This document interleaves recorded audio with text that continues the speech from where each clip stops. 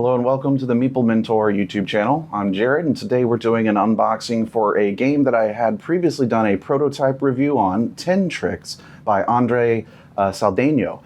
So this has recently funded on Kickstarter and produced and shipped and all that. So I have the full copy here that we're going to do a full unboxing for all the content that you get in the retail and some Kickstarter stuff for TenTricks.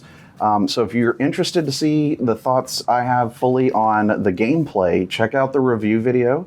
But for now, we're just going to look at all the content that you get in the game that is now produced.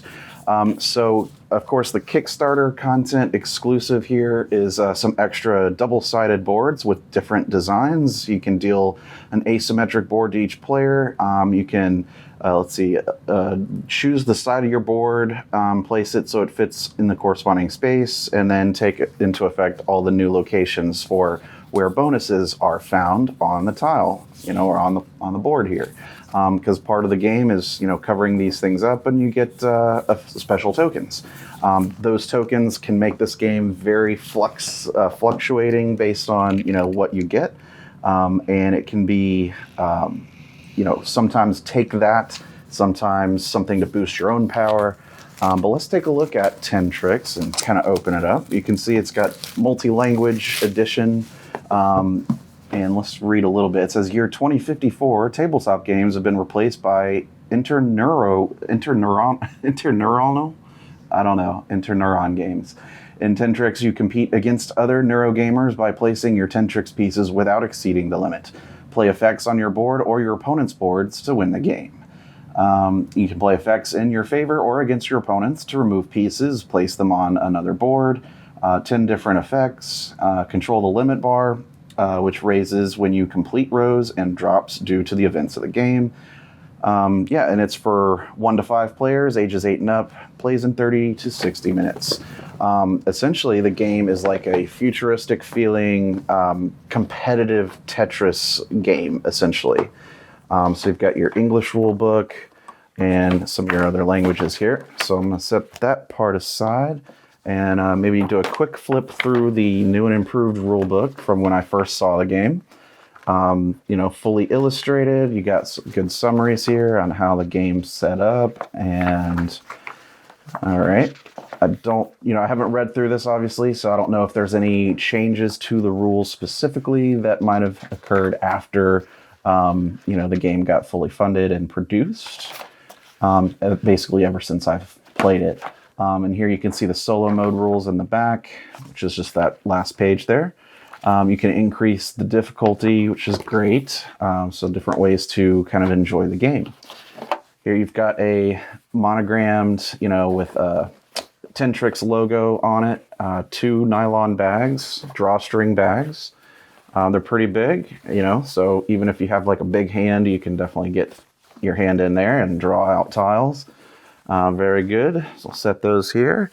We've got some of the player boards.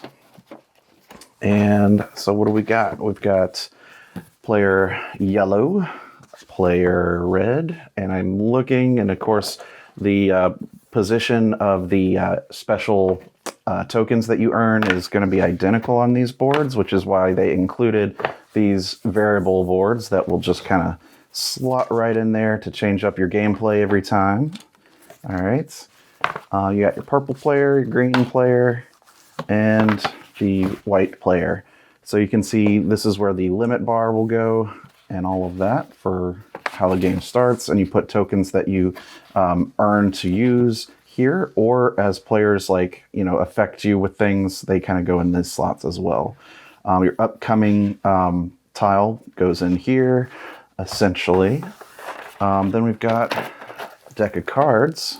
So let's take a look at the cards. These are going to be basically drawn cards that reveal the next tiles that you get to use and pick from and stuff. So you've got essentially cards of all the different tiles that you'll find in the game. So if you like polyominoes, this is great. I believe this is one of those cards that kind of resets the deck a little bit and lowers the bar for everybody.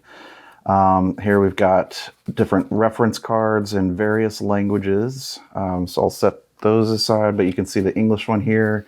You get your turn sequence, effect tokens, and then on the back, a description of all 10 of the token effects that you'll see. All right. So 5 for each, enough for each player, and of course different languages. But other than, I guess, these specific cards, it is a very language independent game. You don't necessarily need too much, language communication to be able to play this. So if you like playing cross-culturally, games that, can play and involve multiple language speakers, this might be a really good one to have. It's not too complicated of a game, but it's a lot of fun to play, and you don't need too much, language, consistency for that. So underneath the tray, we have all the punch boards. So let's take a look at how these turned out. And these are all like a very nice thick cardboard piece here, kind of your standard cardboard stock. You got your line limits here for that, go up on your board and kind of limit where you can place. Let's see. These are, of course, all the different tokens that you'll find. There are probably more than that. Yep. You see all these. I believe these tokens go in those drawstring bags, if I recall. It's been a while since I've played, but I believe that's how that's set up. And then, of course, you have the polyominoes themselves in all their glory. All right. Got 1, 2, 3, 4, 5 boards. And each board has a complete set of 3 of each color. So nicely arranged there, nicely distributed. So excellent. So there's a little bit of work here in punching out that I'll need to do to get the game prepped and ready to go. But I do like the look of this production. It's, I think, exactly what the game needed. And I do like how they included a tray for everything. So yeah, this looks pretty good. I'm excited to try it out again with all the current content. Definitely in a better state than the prototype, but that's the nature of prototypes. So anyway, this is a TenTricks unboxing. Thank you for tuning into the video. And like I said, if you want to hear more about my thoughts on the game, check out the review video, and stick around on the channel to see more content.